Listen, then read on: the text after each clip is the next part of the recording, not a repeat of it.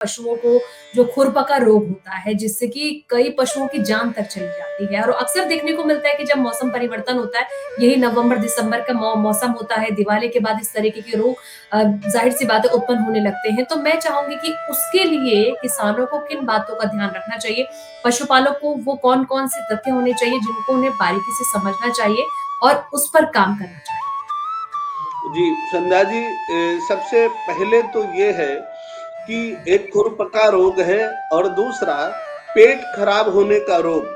ये हुँ, ऋतु संधि है। हमारे यहाँ 3 बार ऋतु संधियाँ आती हैं, जो प्राकृतिक वातावरण है।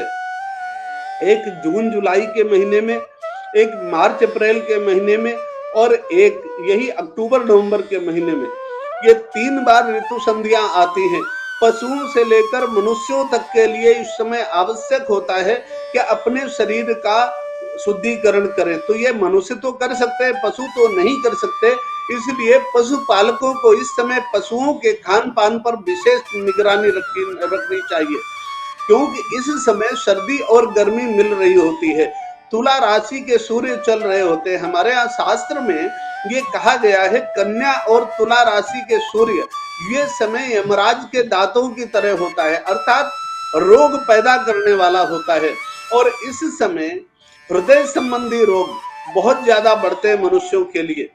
तो ऐसे समय में मनुष्यों को किसी भी दूसरे की छोटी-छोटी बातों को मन से लगाकर बहुत ज़्यादा तनाव नहीं पैदा कर लेना चाहिए। उन्हें मानना चाहिए कि दीपावली के 15 दिन बाद ये सब कुछ सामान्य हो जाएगा। दूसरा, हुँ, पशुओं को ऐसे समय में पशुओं के लिए एक तो खान-पान पर इस प्रकार की व्यवस्था रखी जानी चाहिए जिससे उन्हें पेट संबंधी रोग ना हो, पहली बात। हुँ, इस समय खेतों में बथुआ वगैरह काफी फैल जाता है कई जगहों पर, और वो बथुआ यदि ज्यादा हुआ या हरा चारा ज्यादा दिया गया पशुओं को तो उससे पेट खराब हो जाता है। इसलिए या फिर दाना चारा, जो दूध वाले पशु होते हैं उनको कुछ ऐसा खिला दिया गया जो गर्मी कर गया और पशुओं को दस्त आने लगे, तो उससे संयमित भोजन उनका करवाना चाहिए इस समय। दूसरी व्यवस्था ये कि जो खुरपका रोग होता है वो अक्सर जहाँ थोड़ी गीली भूमि है, और गीली और सूखी भूमि में पशु पैर रखते हैं तो उनके पैरों के जो नाखून के दोनों के बीच की जगह होती वो उसमें सड़न होने लगती है। ऐसा बरसात में अपना भी हो जाता है, मनुष्यों का भी, तो पशुओं को भी ऐसा होता है। और जी, इसका कारण ये होता है कि इस समय बरसात तो होती नहीं है, धान वगैरह के खेत होते हैं, तो उनमें जब पशु जाते हैं धान कटने के बाद तो जमीन में सीलन अधिक होती है, जमीन में गीलापन अधिक होता है और गीलेपन के कारण ही खुरपका रोग अधिक होता है। तो जहां कहीं पानी हो, जहां इस प्रकार का प्रदूषित पानी संचित हो, वहां पशुओं को ले जाने से बचना चाहिए। क्योंकि आप संध्या जी एक बात पर विचार करें, जो वर्षा जनित जल है, अर्थात जो वर्षा का पानी होता है उसे अशुद्ध माना गया है।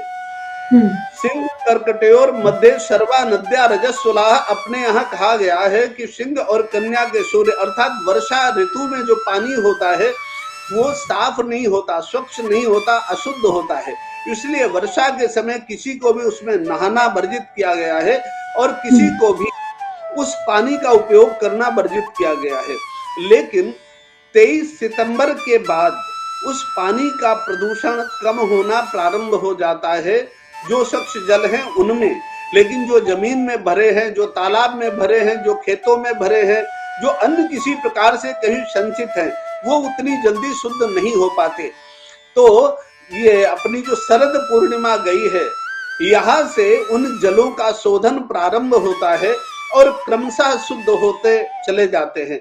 लेकिन शरद पूर्णिमा के बाद लगभग 1 महीने तक का समय ऐसा होता है कि स्वतंत्र रूप से किन्हीं तालाबों में, नदियों में स्नान करने लायक नहीं होता है।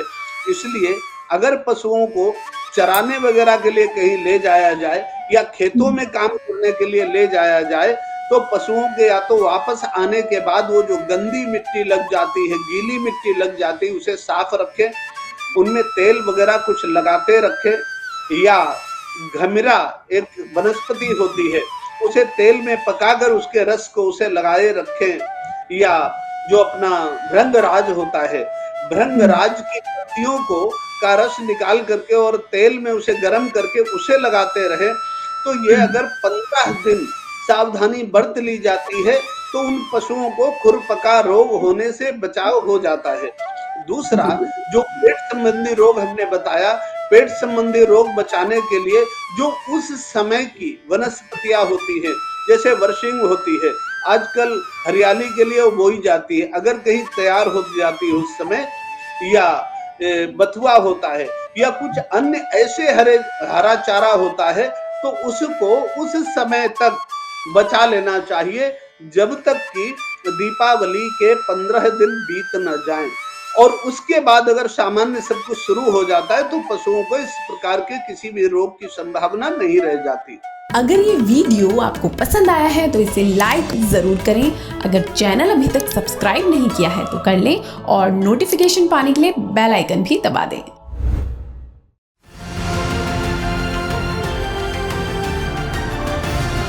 किसान तक खाना है तो उगाना है, किसान तक खाना है तो उगाना है, किसान तक खाना है तो उगाना है, किसान तक खाना है तो उगाना है, किसान तक खाना है तो उगाना है, किसान तक खाना है तो उगाना है।